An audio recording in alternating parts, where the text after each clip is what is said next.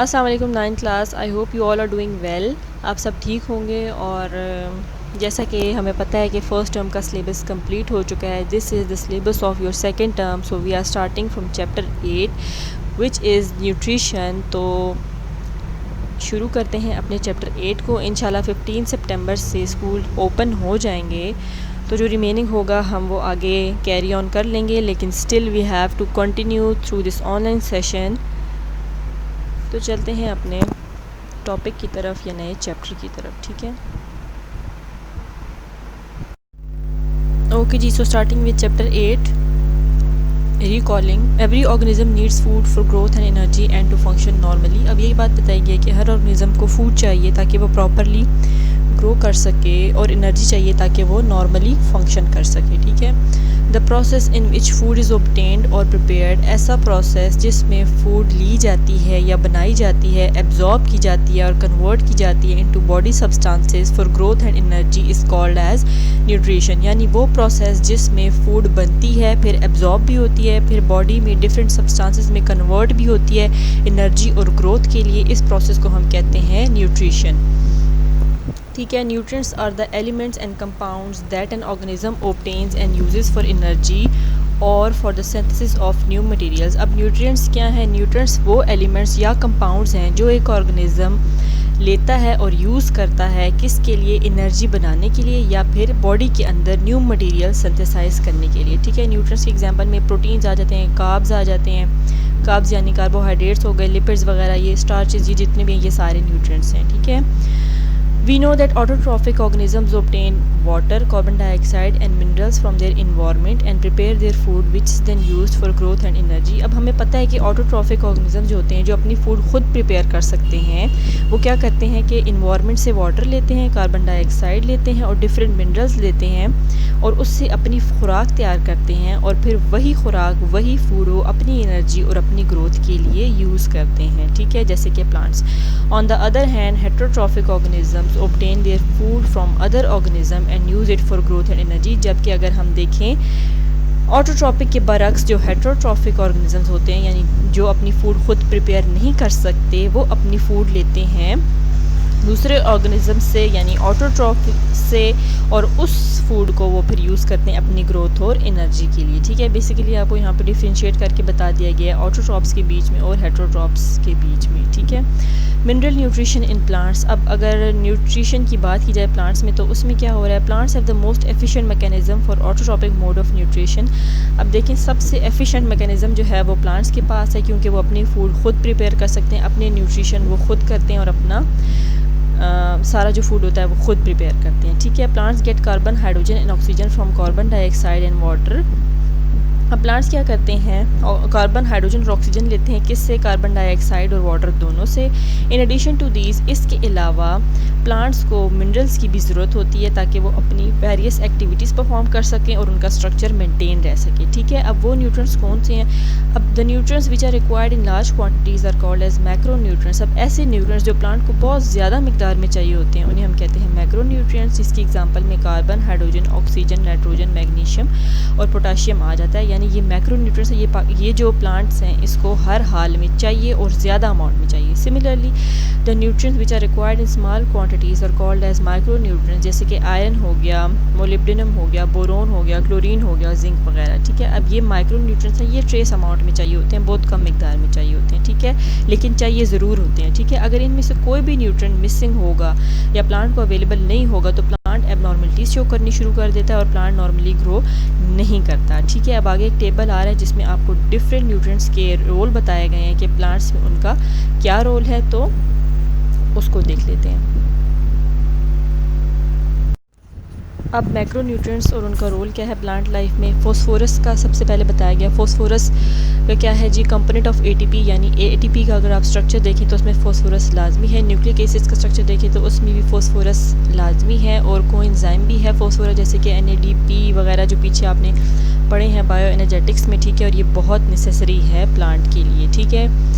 अब इसको आगे बताया गया for seed germination, photosynthesis, protein formation. अब इन सब के लिए फॉस्फोरस जो है वो इंतहाई लाजमी है। फिर पोटाशियम की बात की गई है। Potassium regulates the opening and closing of stromata अब देखिए पोटाशियम जो है उसका क्या रोल है कि वो स्टोमेटा की ओपनिंग और क्लोजिंग को देखता है। किस तरह, यानी जब स्टोमेटा टर्जिड होते हैं वो किस वजह से होते हैं, जब पोटाशियम की कंसंट्रेशन जो है वो गार्ड सेल में ज़्यादा हो जाती है तो गार्ड सेल टर्जिड हो जाता है और स्टोमेटा ओपन हो जाता है। इसी तरह इसका ओपनिंग अगर वो उसकी कंसंट्रेशन कम होगी तो टर्जिडिटी कम हो जाएगी और स्टोमेटा क्लोज हो जाएंगे। इस तरह पोटाशियम का रोल है स्टोमेटा की ओपनिंग और क्लोजिंग में। इसी तरह ये वाटर लॉस को भी लीव से कम करता है, इसका रोल है। ठीक है, सल्फ़र का क्या बताया गया है कि सल्फ़र बहुत से प्रोटीन्स का कंपोनेंट है।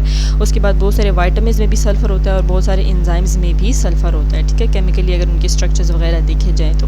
अब कैल्शियम का क्या बताया जा रहा है, कैल्शियम एक एक्टिवेट्स एंजाइम, कैल्शियम एंजाइम्स को एक्टिवेट करता है। The structural component of cell wall का भी एक कंपोनेंट है। कैल्शियम पेक्टेट की फॉर्म में ये सेल वॉल में होता है और सेल वॉल को प्रॉपर होल्ड करके ये रखता है। ठीक है, प्लांट सेल वॉल को।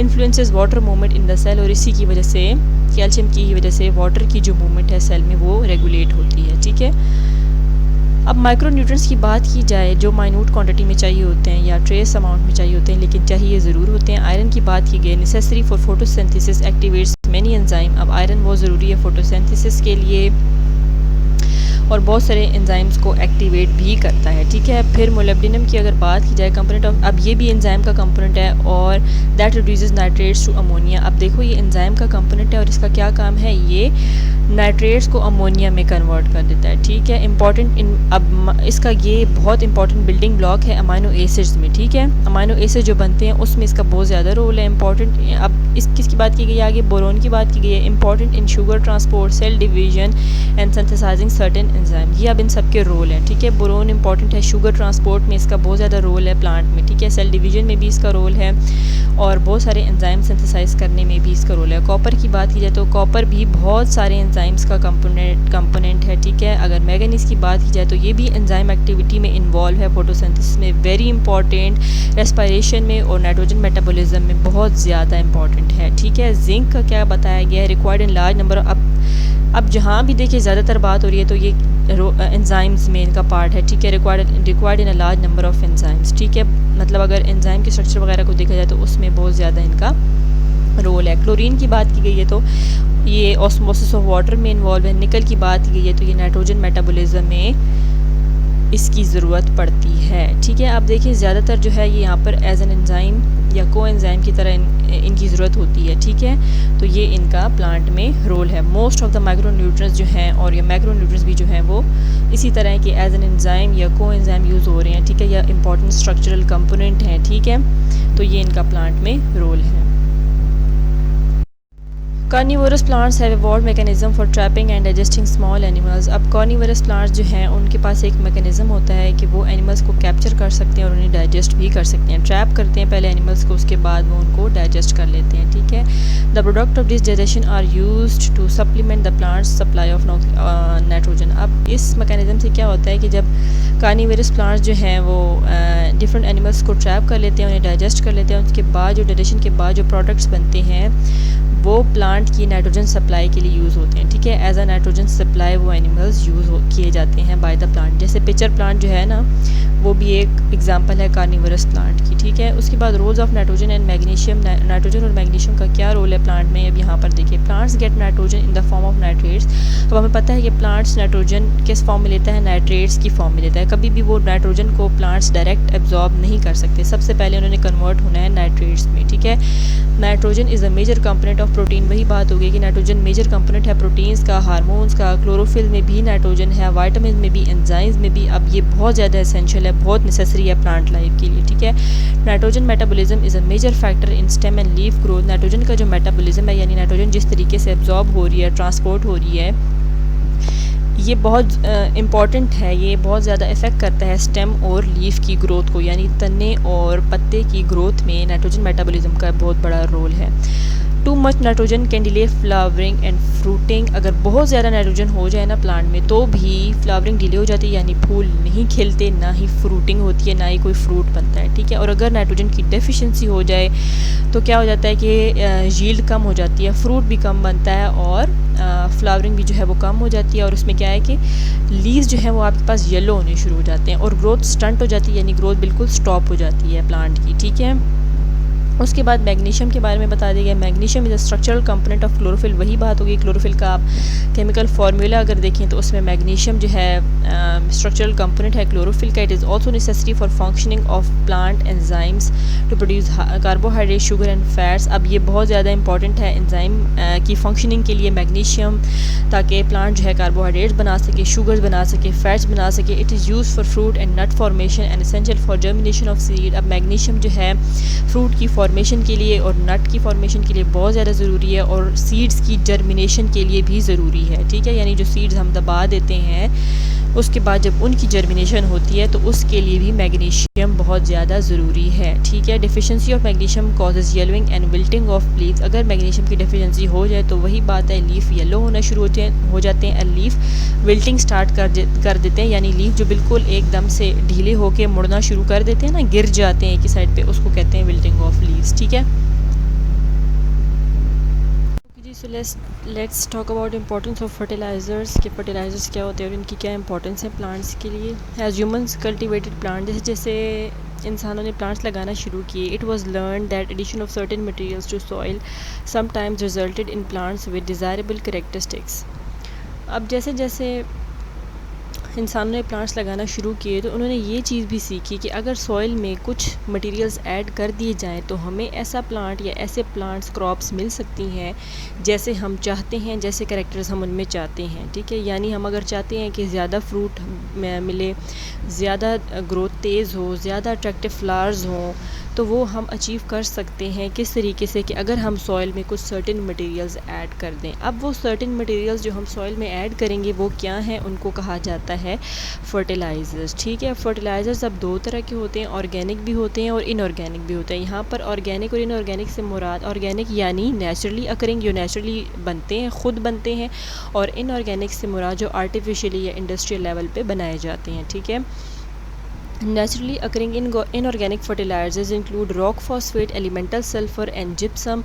अब जो नेचुरली इनऑर्गेनिक फर्टिलाइज़र्स बनते हैं उनको क्या कहा जाता है कि वो उनमें कौन से आ जाते हैं, रॉक फॉस्फेट आ जाता है, एलिमेंटल सल्फ़र और जिप्सम। ये जो तीनों बताए गए हैं यहाँ पे, ये इनऑर्गेनिक फर्टिलाइज़र्स हैं। ठीक है, these are not chemically modified, इनको केमिकली मॉडिफाई नहीं किया गया, यानी इनमें कोई भी केमिकल ऐड करके इनकी कोई भी मॉडिफिकेशन नहीं की गई। ठीक है, अगर किसी फर्टिलाइज़र्स में नाइट्रोजन इंपॉर्टेंट या मेन एलिमेंट है, सबसे मेन जिसमें नाइट्रोजन होता है, तो हम कहते हैं कि ये कौन से फर्टिलाइज़र्स हैं, नाइट्रोजन फर्टिलाइज़र्स हैं। ठीक है, most inorganic fertilisers dissolve readily in water and are immediately available to plants for uptake. अब कुछ ऐसे बहुत ज़्यादा जो ऐसे होते हैं इनऑर्गेनिक फर्टिलाइज़र्स, वो वाटर में जल्दी एब्जॉर्ब हो जाते हैं। ठीक है, जब वो वाटर में जल्दी एब्जॉर्ब हो जाएंगे, ज़्यादा सॉल्युबल होते हैं, जल्दी एब्जॉर्ब होते हैं, तो रूट्स उस पानी को जल्दी से अपटेक उसका करेंगी, एब्जॉर्ब करेंगी और प्लांट में वो न्यूट्रिएंट्स जल्दी पहुंच जाएंगी। ठीक है, इनऑर्गेनिक फर्टिलाइज़र्स जल्दी डिज़ोल्व होते हैं वाटर में। ठीक है, organic fertilisers are derived from plant and animals. अब ऑर्गेनिक फर्टिलाइज़र्स वो होते हैं जो प्लांट और एनिमल्स मटेरियल से लिए जाते हैं। अब कैसे,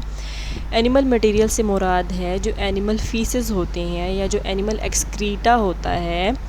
ठीक है, जो उनका उनके जो एक्सक्रीशन होती है उसका जो मटेरियल होता है, ठीक है, उससे ऑर्गेनिक फर्टिलाइज़र्स को डिराइव किया जाता है। ठीक है, जैसे आपको पता होगा कि जो गांव में अक्सर हम देखते हैं गोबर वगैरह को एज अ फर्टिलाइज़र यूज़ किया जाता है। ठीक है, तो यही मुराद है कि एनिमल सोर्स से किस तरह फर्टिलाइज़र हासिल किया जाए। तो अगर प्लांट की बात की जाए तो प्लांट में अक्सर जो आपके पास डेड वेजिटेशन होती है या जो बिल्कुल पत्ते सूख गए होते हैं, सड़ चुके होते हैं, वो वाले जो प्लांट्स होते हैं उनको यूज़ किया जाता है एज अ फर्टिलाइज़र। ठीक है, ये ज़्यादा कॉम्प्लेक्स होते हैं और ये ज़्यादा टाइम लेते हैं टूटने में और ऐसी फॉर्म में आने में ये ज़्यादा टाइम लेते हैं जिससे प्लांट यूज़ कर सकें। ठीक है, manure and compost are use as organic fertilizers. अब मैन्योर से मुराद वही है, खाद है, यानी जो गोबर वगैरह इस्तेमाल किया जाता है अक्सर सुखा के उसको ड्राई करके जो उसका यूज़ किया जाता है, इसको मैन्योर कहते हैं।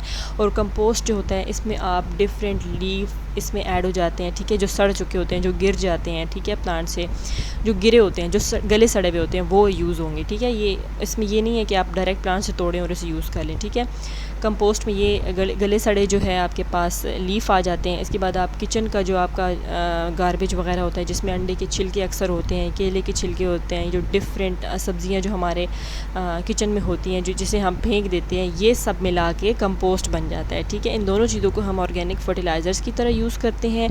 They can also increase soil drainage. अब ये दोनों चीज़ें क्या करती हैं, सॉइल की ड्रेनेज को इंक्रीज़ कर देती हैं। सॉइल ड्रेनेज क्या होता है, यानी सॉइल के अंदर वाटर मूव करने की जो कैपेसिटी होती है वो ज़्यादा हो जाती है, यानी सॉइल के अंदर जो पानी मूव कर रहा होता है वो इंक्रीज़ हो जाता है इसकी वजह से, ठीक है, इन फर्टिलाइज़र्स को ऐड करने की वजह से। उसके अलावा एरेशन बढ़ जाती है। एरेशन से मुराद है कि सॉइल में मौजूद कार्बन डाइऑक्साइड और ऑक्सीजन की अवेलेबिलिटी को भी इंक्रीज़ कर देते हैं फर्टिलाइज़र्स, ठीक। And the availability of soil to hold nutrients, और सॉइल में ज़्यादा से ज़्यादा देर तक न्यूट्रिएंट्स रह सकें, उस चीज़ को भी फर्टिलाइज़र्स इंक्रीज़ कर देते हैं। सही।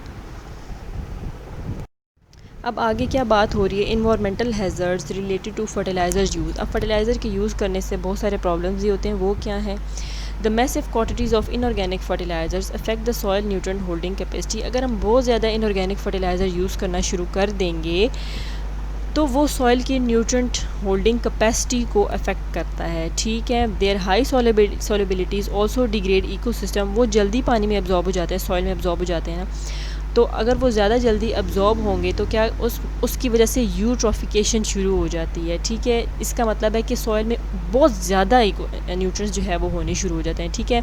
अगर इनऑर्गेनिक फर्टिलाइज़र ज़्यादा यूज़ किए जाएँ ना तो वो तो जल्दी अब्जॉर्ब हो जाते हैं वाटर में, सॉइल में। जब वो बहुत ज़्यादा अब्जॉर्ब होने शुरू हो जाएंगे तो यूट्रोफिकेशन हो जाएगी, यानी ज़रूरत से ज़्यादा सॉइल में केमिकल न्यूट्रिएंट्स आ जाएंगे, ठीक है। तो हम तो ये भी नहीं चाहते, क्योंकि excess of everything is bad. तो पहले बता दिए कि अगर कुछ पीछे जो बताया है कि इतने मिनरल्स की डेफिशिएंसी हो जाए या इंक्रीज़ हो जाए तो क्या इफेक्ट होता है, तो वही चीज़ इसमें हो जाती है, ठीक है।